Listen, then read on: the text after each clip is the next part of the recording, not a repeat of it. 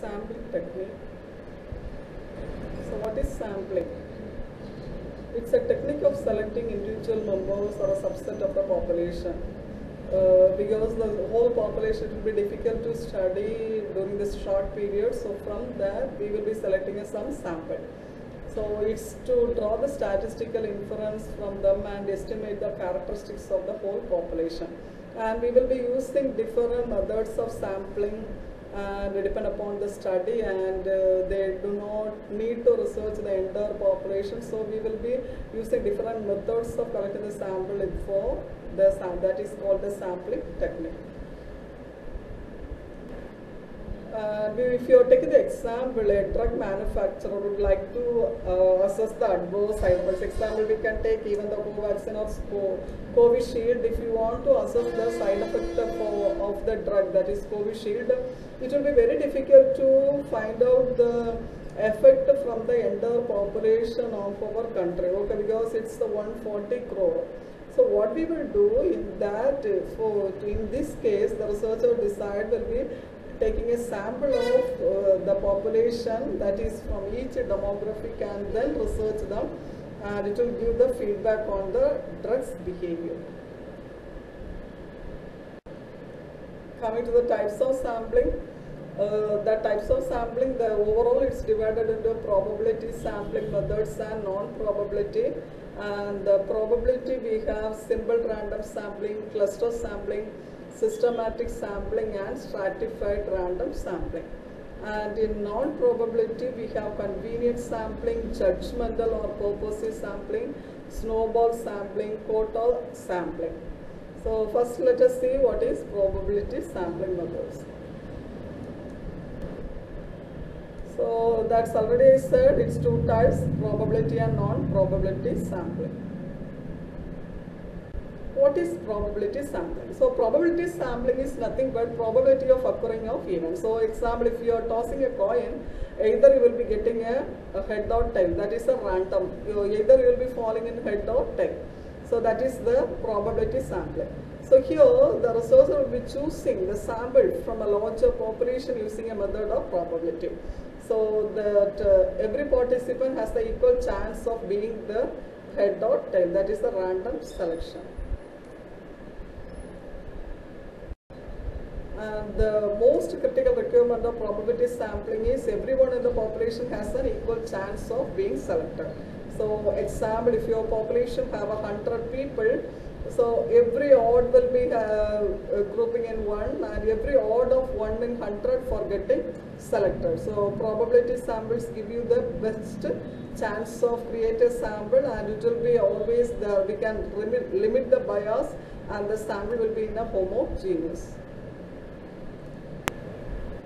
And the probability sampling uses statistical theory, randomly select from the existing larger population, and from here we can predict it. So that is the thing, everything will be predicted with the matching.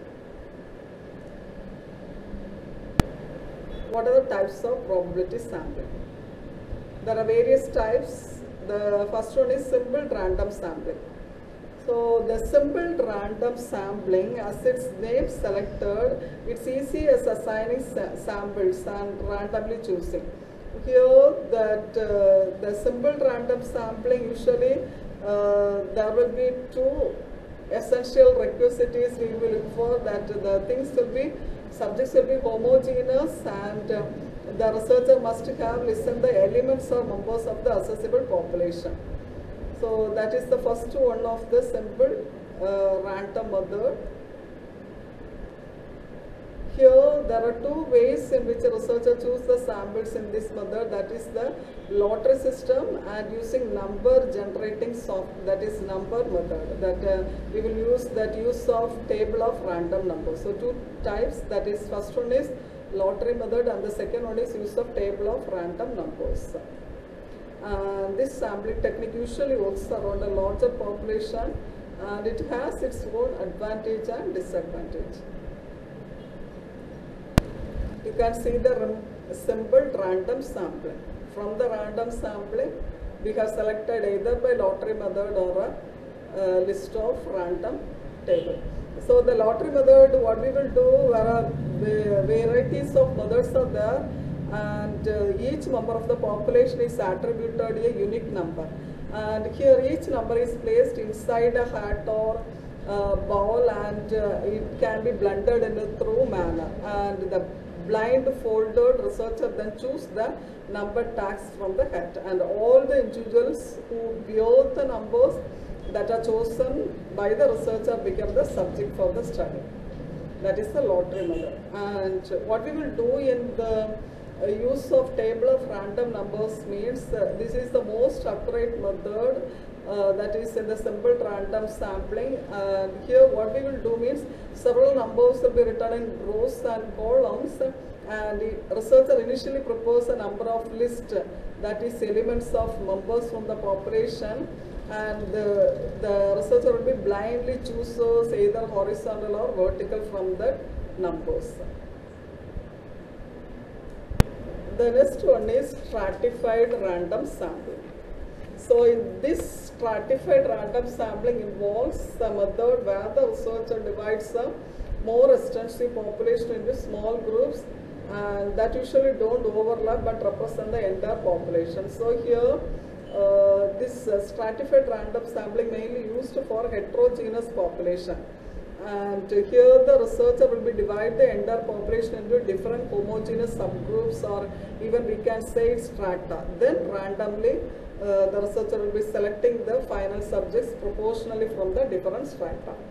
And the strata we can divide by the patient's age, gender, religion, socio-economic status, and even the diagnosis, education, geographical region, type of institution, type of care, or any register number, specialization. These all the demographic data or the research variable we can make a strata. And here the members of these groups should be distinct, so that every members of the group will be having the equal chance to participate in the study. So this also we can call it as random quota sampling. Random cluster sampling, it's a way to select participants randomly.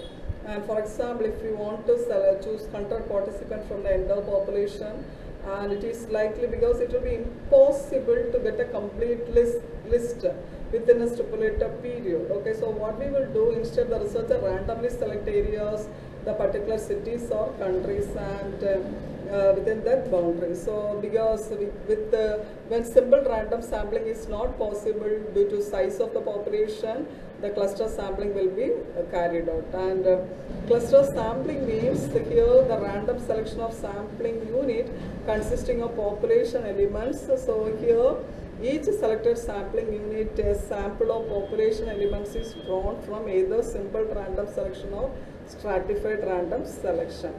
And here the geographical units are the most commonly used ones in this research, and here that the researcher can divide the entire Indian population into different clusters. So example, we can say that if you want to take the population from India, so we can cluster into cities. Then depending upon the research, through simple or systematic random sampling, we can make a cluster, and the researcher can either include the high school students as subjects, or he or she can choose the middle school. So like that she can make a cluster.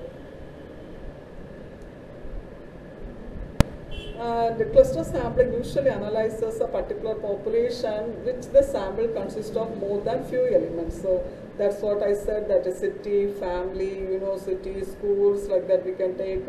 And researchers then select the clusters by dividing the population into various small sections.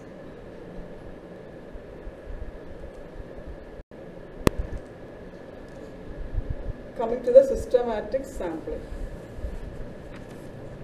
So systematic sampling is when you choose the every nth, so that is every 10th person, every 10th individual to be a part of the sample. So you can select every 5th person to be the sample, and systematic sampling is an extended implementation of the same old probability technique. So here it involves selection of every kth case from list of groups, such as every 10th person or every 100th person, every 5th person we can use. And if we have a list of sampling, if the sampling frame, we can use some procedures. The desired sample size is established from such a number. So, example, we can say that K is equal to number of subjects in target population divided by size of sample. So, example, we can say that if researcher want to choose about 100 subjects from the target population, that is the target population is 500 people, okay. Then what we will do, 500 divided by 100. So what we will get 5. So every 5th person will be selected. So you can see it, the systematic population. So here what they have done, every 3rd population they have selected, okay. That is, see, the 3rd population, 6th one, 9th one, then next what it will come, 12th one it will come, 12th, 15, 18, like that it will come. So it's every 3rd sample they have taken. The rest is the sequential sampling. So this method of sample selection is slightly different from other methods, because what will happen means here the sample size will not be fixed initially. So the researcher initially selects small sample and tries out to make inferences. So sometimes what will happen, so if you are taking a small sample, we may be find it difficult to make an inference. So slowly we will be increase the sample. So sometimes initially we will take 10 samples, then we will increase our sample size into 20, 30, 40, like that we will be maximize the sample. And example, a researcher is studying association between smoking and lung cancer. So initially research takes a smaller sample and tries to draw inferences, and sometimes if he is unable to draw inference, she will be slowly increase the sample till she is getting the proper interference.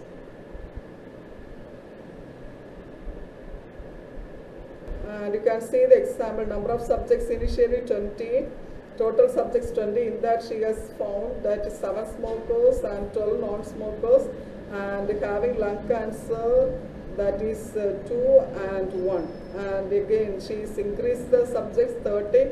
In that, when we are increasing the subject, we are finding that while we are screening, we are finding that 18 smokers, in that 22 non-smokers and having lung cancer A, and not having lung cancer 3.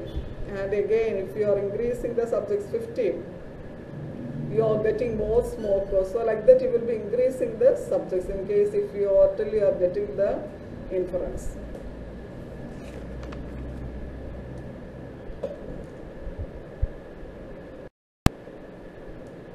What are the steps involved in probability sampling? First, what you have to do, choose your population of interest carefully. So carefully choose from the population and people you believe whose opinion should be collected, and then include them in the sample. So always we have to carefully select the population. Then second one, determine a suitable sample frame. So sample frame is a sample from your population of interest, and we should make sure you should not collect any sample from outside of your population. Then select your sample and start your survey. So it may be sometimes challenging to find the right sample to determine a suitable sample frame, and even if all factors are in the favor, still might be unforeseen issues like some cost factor. Sometimes some people will respond properly and some people will not respond, and they will not even cooperate with us. And some people, so what we are expecting, they may be saying in a different answer. So a lot of bias we will be facing. So getting a sample to respond to a probability survey accurately might be difficult but not impossible. When to use probability sampling? So when you want to reduce the sampling bias, you can use probability sampling, because probability sampling leads to higher quality findings because it proves an unbiased representation of population. And when the population is usually diverse, So these sampling methods will help pick samples from various socio-economic strata and background to represent the broader population. Then, to create an accurate sample, so researchers use proven statistical methods to draw a precise sample size to obtain well-defined data. When you want to reduce the sampling bias, this method is used when the bias has to be minimum, and the selection of sample largely determines the quality of research inference. And here the researchers selected sample largely determine the quality of research findings, and probability sampling leads to higher quality findings because it proves an unbiased representation of population.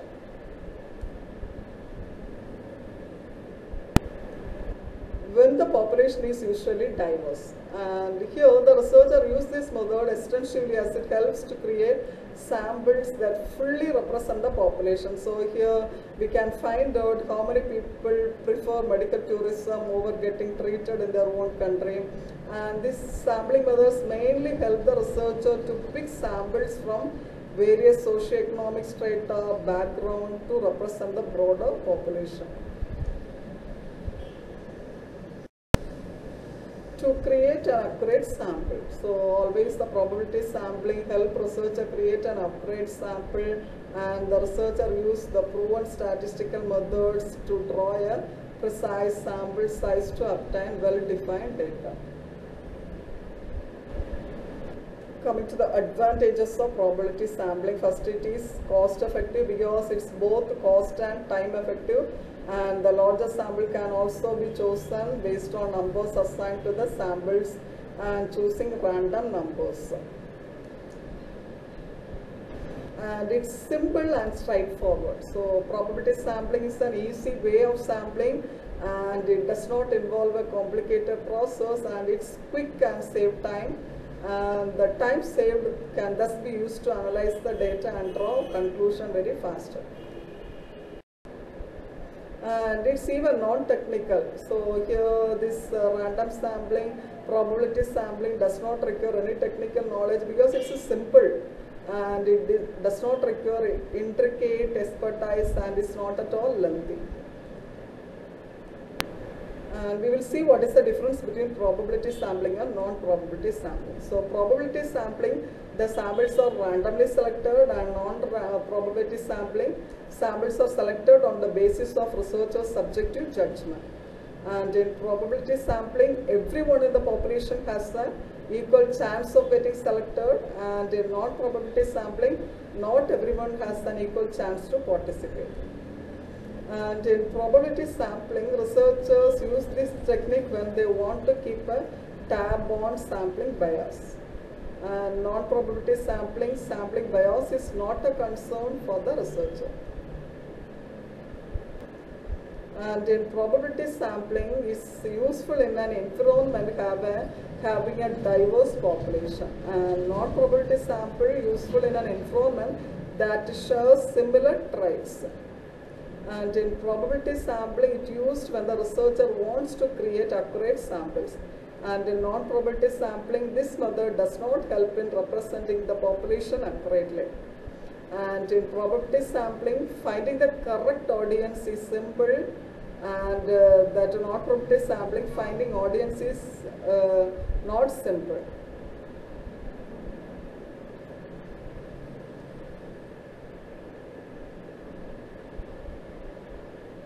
Thank you.